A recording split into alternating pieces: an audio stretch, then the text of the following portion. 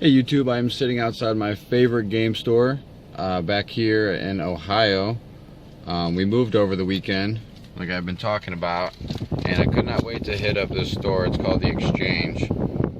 They have everything from vinyl, CDs, cassettes, VHS, DVD, Blu-ray, and any kind of games you can think of pretty much. I got some pretty cool stuff, not the best prices. You can see everything was $85.40, but I did have $20 trade credit, so I paid $65 for this stuff. And that trade credit was just from some old CDs I traded in. I didn't even think they would take them. But this Jurassic Park, you know what? Let me talk about this one last. You'll see why. So right here we have Donkey Kong Country 3 boxed, and it was $40. And I think that's a pretty good deal as is. The box is in pretty good condition. Obviously there's going to be some corner wear and little fraying up here, but overall good condition, and the cart's in good condition. The manual's a little rough. I'm not going to open it right now for you guys because I don't want to keep wearing that box down. The next thing I got was Yoshi's Safari. Now the only reason I picked this up is because it was $5 and it's in okay shape. It'll definitely play, and I've never played this game before. I looked up some screenshots and it looked kind of interesting. Later on in the video I'll show you I got some more Super Nintendo pickups, and they were actually free, and I'll explain that to you guys in a bit. Now the next thing I got was this boxed Pokemon Stadium. Okay, that was $35. Now there was no cardboard insert in here, but the manual's in there. It's in decent shape. The game was in there, and I forget what they call this thing, but the little controller pack for the game is in there as well. And it is the actual one that it came with there. So I needed one of these. I already had the game, did not have the box, did not have the Game Boy pack. I gotta look up what that's called, I forgot.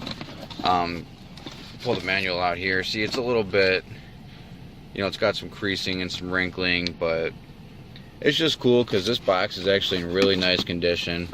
It's a nice sturdy box, so it really held up over time. So this was $35. There was a little bit of, you know, peeling there from the tape from the manufacturer, but overall, the transfer pack, that's what it's called. Overall, good condition, nice crisp corners still. Looks great. Now, you might be asking yourself, where's the game? I just saw inside the box there was no game. I actually have the cart, so I traded that one back in and got this game that I put back because I thought I was spending a little bit too much money in there. $10 for this. It's got the manual. It's a little wavy. It's got this Sega CD advert little booklet thing in here, and then of course the cart. I overpaid on this one, but I really feel like I didn't overpay for the rest of this. It was right, you know, this was right under retail, a couple bucks under. This is about 15 under retail, which is honestly probably fair considering the condition of it. And then the Stadium, $35 was also under retail. I think these go for about 50, but there's no cardboard inserts or anything that would have come in there originally. So that's my exchange pickups. So I just left GameStop. I spent $23.94 off the gift card I got yesterday from my sister for my first Father's Day. Show you what I got here. Infinite Undiscovery. It's a game I've been meaning to pick up for a while now. 2-disc game. Has a nice fat manual. That was only like $4 and change. Next up, End War. Same price for the PSP. That is complete.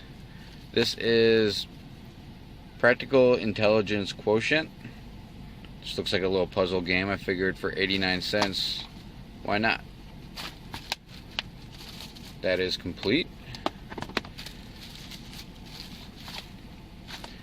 Right here we have Wipeout Pure for $2.69. Complete.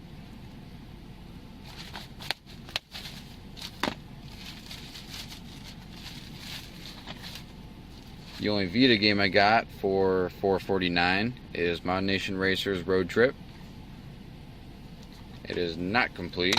There's no manual, but Vita games usually don't come with a manual, usually just a little insert. But that's okay. And I got a couple of crappy little 3DS titles for $2.69 a piece.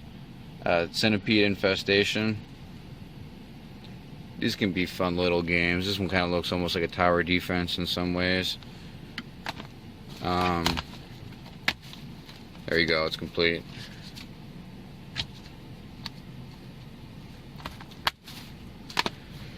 And then Dream Trigger 3D, which I've actually kind of been wanting to play.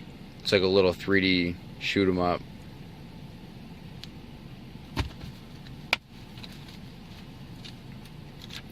Game and manual. And that's it for GameStop. So the last thing for this video is a boxed Super Nintendo. And there's the actual Super Nintendo. I've got it hooked up. I've been playing Blackthorn. And it's got both controllers. The box, the foam's in there, the manuals went missing. This Super Nintendo is actually mine from the 90s.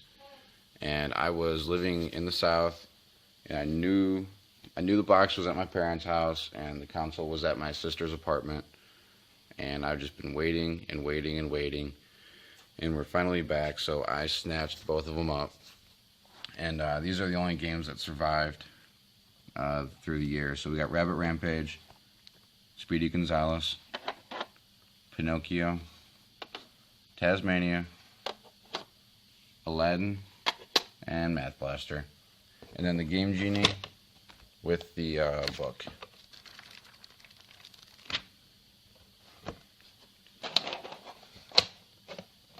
We had I had more games like Zelda and Metroid and stuff like that, but I gave them to a buddy in high school because he was collecting retro games, which at the time I thought was weird. So I've been kicking myself in the ass for that for years now. But yeah, that's the last pickup for this week. If you want to call it a pickup, I guess it was already mine, but